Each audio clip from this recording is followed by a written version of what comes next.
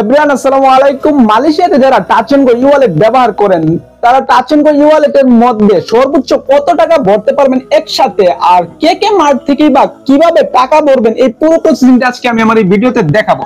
আর এটা দেখানোর জন্য আমি আসলে কে কে মার্টে যাই, আর আমার হাতে যতগুলো টোকেন দেখছেন এই সবগুলো টাকা আমি একসাথে পেড করি। আমি 350 রিঙ্গিত তাদেরকে দেই যে আসলে আমি 350 রিঙ্গিত আমার টাচ এন্ড গো ই-ওয়ালেটে ভরবো, বাট তারা আসলে 350 রিঙ্গিত একসাথে দিতে পারেনি। তারা আসলে আমাকে টোকেন দিছে 100 রিঙ্গিত 100 রিঙ্গিত 100 রিঙ্গিত তারপর 50 রিঙ্গিত, অর্থাৎ সর্বোচ্চ 100 রিঙ্গিত করে। বাট এই ক্ষেত্রে প্রবলেমটা কি জানেন? এই ক্ষেত্রে প্রবলেমটা হচ্ছে প্রতি একটাতে আমার 1% করে কেটে নিয়ে গেছে। অর্থাৎ আমি এটাতে 100 রিঙ্গিত বললাম, এখান থেকে আমাকে 99 রিঙ্গিত পেড করলো, আর 1 রিঙ্গিত তারা চার্জ হিসেবে কেটে নিল, ব্যাট এন্ড চার্জ। সো এইটাতেও সেম, এইটাতেও সেম, এইটাতেও সেম, প্রতিটাতে 1% করে কেটে নিয়ে যাবে আপনার।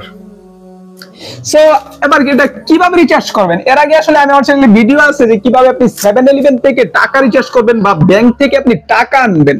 তার আগে আমি একটু বরাবর মতো বলে নিই যে টাচ এন্ড গো ই-ওয়ালেট নিয়ে কিন্তু আমার চ্যানেলে পুরো 30টা প্লাস ভিডিও আছে, যে আসলে টুকটাক সমস্যা, বড় সমস্যা সবকিছু নিয়ে। তো আপনি যে কোনো সমস্যায় পড়লে অবভিয়াসলি আমার প্লেলিস্টে গিয়ে আপনি আপনার প্রশ্নের উত্তর দেখে নিতে পারেন। এছাড়া যদি না পারেন তাহলে অবভিয়াসলি আপনি আমার ফেসবুকে মেসেজ দিয়ে রাখতে পারেন, আমি সেটার আনসার দিয়ে দেবো যে আসলে যতটুকু আমি জানি। সো চলুন দেখা যাক কিভাবে আপনি এই টোকেন গুলো রিচার্জ করবেন আপনার টাচ এন্ড গো ই-ওয়ালেটে।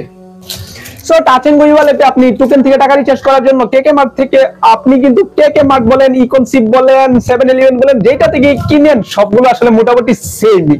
যদিও আমি একটা প্রসেসিং দেখিয়েছি, তারপরও আমি এইটাতে আবার একবার দেখিয়ে দিচ্ছি। তো সবার প্রথমে আপনি টাচ এন্ড গো ই-ওয়ালেটে প্রবেশ করবেন এবং সেখানে যাওয়ার পর আপনি চলে যাবেন সবার প্রথমে আপনার যে অ্যাড মানি রয়েছে, অ্যাড মানি সিম্বলটাতে। অ্যাড মানিতে ক্লিক করার পরে আপনাকে 3-4টা অপশন দেখাবে, সেখানে আপনার credit card, debit card plus reload pin এই লেখাগুলো থাকবে। তো অবভিয়াসলি এটা হচ্ছে রিলোড পিন, আপনি রিলোড পিনে ক্লিক করবেন। রিলোড পিনে ক্লিক করার পর আপনার রিলোড পিন তুলতে হবে।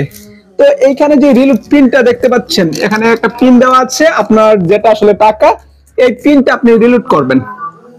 তো এই রিলোড পিনটা তোলার পর আপনি আর কিছু করতে হবে না, ডান দিয়ে দেবেন, দ্যাটস ইট, আপনার টাকা আসলে পেমেন্ট হয়ে গেছে। সো এভাবে আমি প্রতিটার টাকা রিলোড পিন করলাম।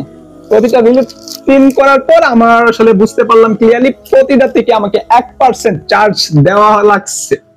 দ্যাট মিন্স আমার 350 টাকায় আমার 3 টাকা 50 সেন্ট চার্জ দেওয়া লাগছে টাচ এন্ড গো ই-ওয়ালেটে ডিপোজিট করার জন্য। সো এছাড়া আপনি টাচ এন্ড গো ই-ওয়ালেটে ডিপোজিট করতে পারেন আপনার এটিএম থেকে, বাট এই এরিয়াতে আমি আসলে এটিএম খুঁজতেছি, এরিয়াটা নতুন, যদি এটিএম পাই তাহলে অবভিয়াসলি আমি সেটা ভিডিও এক্সপ্লেইন করে দেখাবো।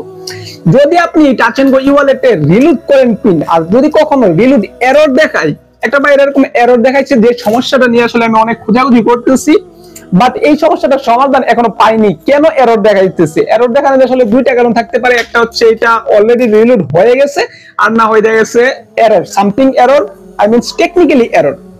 তো এই টেকনিক্যালি এরর থাকলে আপনি কথা বলতে পারেন টাচ এন্ড গো ই-ওয়ালেটের হেডকোয়ার্টার্স কাস্টমার সার্ভিসের সাথে। আর কিভাবে কাস্টমার সার্ভিসে কথা বলবেন সেটা নিয়ে আমার চ্যানেলে পুরো একটা ভিডিও দেওয়া আছে, সেখানে আমি দেখিয়েছি কিভাবে কাস্টমার সার্ভিসের সাথে লাইভ চ্যাট করবেন বা কিভাবে তাদেরকে কল দিবেন বা তাদেরকে ইমেল পাঠাবেন, এই সব কিছু। সো সামনে টাচ এন্ড গো ই-ওয়ালেটের আরো সমস্যা নিয়ে আরো ভিডিও আসবে, আর সেই সব কিছু জানার জন্য আপনি আমার চ্যানেলের পাশেই থাকতে পারেন। That's it, thanks for watching, আল্লাহ হাফেজ।